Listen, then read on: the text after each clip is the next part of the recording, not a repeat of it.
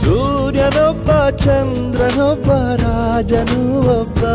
ಕರ್ನಾಟಕ ರಾಜ್ಯದ ಕನ್ನಡ ಚಲನಚಿತ್ರದ ಅಭಿಮಾನಿಗಳಾದಂಥ ಎಲ್ಲ ಸಮಸ್ತ ಕನ್ನಡಿಗ ಅಭಿಮಾನಿಗಳಿಗೆ ಎಲ್ಲರಿಗೂ ವಂದಿಸ್ತೇನೆ. ಕರ್ನಾಟಕ ರಾಜ್ಯದಲ್ಲಿ ಅಪ್ಪು ಅವರು ಇಷ್ಟೊಂದು ಜನಪ್ರಿಯತೆ ಗಳಿಸಿ ಅವರು ಹಾಡು ಹೇಳಿದ ಹಾಗೆ ಕಾಣದಂತೆ ಮಾಯವಾದನು ನಮ್ಮ ಶಿವ ಕೈಲಾಸ ಸೇರಿಕೊಂಡನು ಅಂತ ಹೇಳಿ ಸುಮಾರು ಒಂದು 7-8 ವರ್ಷ ವಯಸ್ಸಿನಲ್ಲಿ ಅವರ ನಟನೆಗೆ ಒಂದು ಹಾಡು ಹೇಳಿದರು. ಅದೇ ರೀತಿ ಅವರು ನಮ್ಮಿಂದ ಮಾಯ ಆಗಿದ್ದಾರೆ. ಇವತ್ತು ನಮ್ಮಲ್ಲಿಲ್ಲ. ಆ ಕೊರತೆ ಎದ್ದು ಕಾಣ್ತಾ ಇದೆ.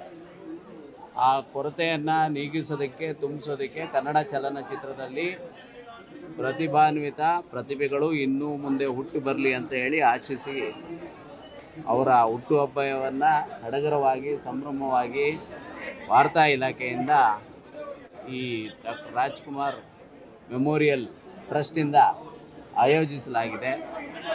ನಾನು ಕಂಠೀರವ ಸ್ಟುಡಿಯೋ ನಿಗಮದ ಅಧ್ಯಕ್ಷನಾಗಿ ನಾವು ಕನ್ನಡಾಭಿಮಾನಿಗಳೆಲ್ಲರಿಗೂ ಅಪ್ಪು ಹುಟ್ಟುಹಬ್ಬವನ್ನು ಆಚರಿಸ್ತಿರೋದು, ಎಲ್ಲ ಸಡಗರ ಸಂಭ್ರಮದಿಂದ ಆಚರಿಸ್ತಿರೋದು ನೋಡಿ ಭಾಳ ಸಂತೋಷವಾಗಿ ಎಲ್ಲರಿಗೂ ಅಭಿನಂದನೆಗಳನ್ನು ಸಲ್ಲಿಸ್ತೇನೆ. ಸರ್, ಇವಾಗ ನೀವು ಇದರ ಅಧ್ಯಕ್ಷರಾಗಿರೋದ್ರಿಂದ ಈ ಒಂದು ಸಮಾಧಿ ವಿಚಾರಕ್ಕೆ ಸಂಬಂಧಪಟ್ಟ ಏನೋ ಡೆವಲಪ್ಮೆಂಟ್ ಮಾಡುವಂಥ ಇದೆಯಾ, ಯೋಜನೆ ಏನಾದರೂ ಇದೆಯಾ?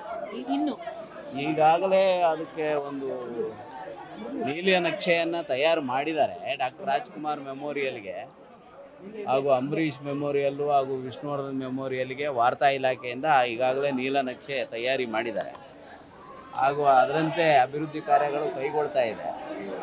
ಮುಂದಿನ ದಿವಸಗಳಲ್ಲಿ ನಮ್ಮ ರಾಜ್ಯ ಸರ್ಕಾರ, ನಮ್ಮ ಜನಪ್ರಿಯ ಮುಖ್ಯಮಂತ್ರಿಗಳಾದಂಥ ಸಿದ್ದರಾಮಯ್ಯನವರು ಅವರು ಕೂಡ ಕನ್ನಡ ಚಿತ್ರಾಭಿಮಾನಿಗಳ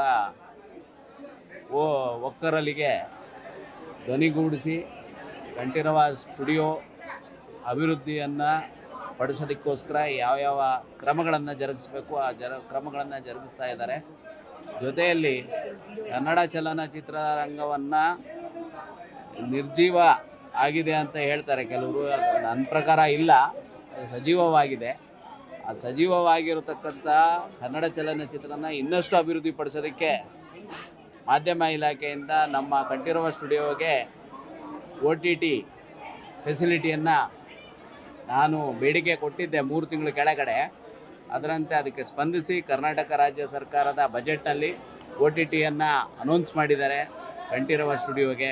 ಮುಂದಿನ ದಿವಸಗಳಲ್ಲಿ OTT ಮುಖಾಂತರ, ಆ ವೇದಿಕೆ ಮುಖಾಂತರ ಸಾಕಷ್ಟು ಜನ ಪ್ರತಿಭೆಗಳಿಗೆ, ಕಲಾವಿದರಿಗೆ ಹಾಗೂ ಕುಶಲಕರ್ಮಿಗಳಿಗೆ ಉತ್ತೇಜನ ಕೊಡುವ ಉದ್ದೇಶದಿಂದ ಕರ್ನಾಟಕ ರಾಜ್ಯ ಸರ್ಕಾರ ಭಾಳಷ್ಟು ಕ್ರಮ ಜರುಗಿಸಿದೆ ಅಂತ ಹೇಳಿ ತಮ್ಮ ಮುಖಾಂತರ ರಾಜ್ಯ ಸರ್ಕಾರಕ್ಕೆ ಹಾಗೂ ಮುಖ್ಯಮಂತ್ರಿಗಳಿಗೆ ಅಭಿನಂದನೆಗಳನ್ನು ಸಲ್ಲಿಸ್ತೇನೆ.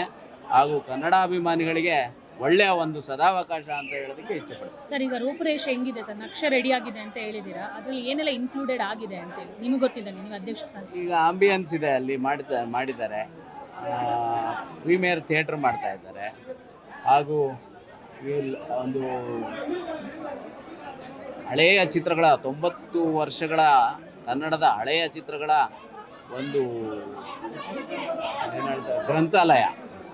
ಫಾರ್ ಎಕ್ಸಾಂಪಲ್ ಸರ್, ನಾನು ಕೇಳ್ತಾ ಇರೋದು ಸಮಾಧಿ ಕಂಠೀರವ ಸ್ಟುಡಿಯೋದು ನೀಲಿ ನಕ್ಷೆ ರೆಡಿ ಆಗಿದೆ ಅಂತ ನೀವು ಹೇಳಿದ್ರಿ.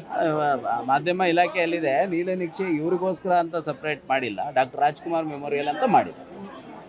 Okay sir, thank you. ಯಾಕಂದರೆ ಅವ್ರ ಕುಟುಂಬದ್ದಲ್ಲ, ಹಾಗಾಗಿ ಡಾಕ್ಟರ್ ರಾಜ್ಕುಮಾರ್ ಮೆಮೋರಿಯಲ್ ಅಂತಾನೆ ಮಾಡಿದ್ರು. ಸೂರ್ಯನೊಬ್ಬ ಚಂದ್ರನೊಬ್ಬ ರಾಜನು ಒಬ್ಬ.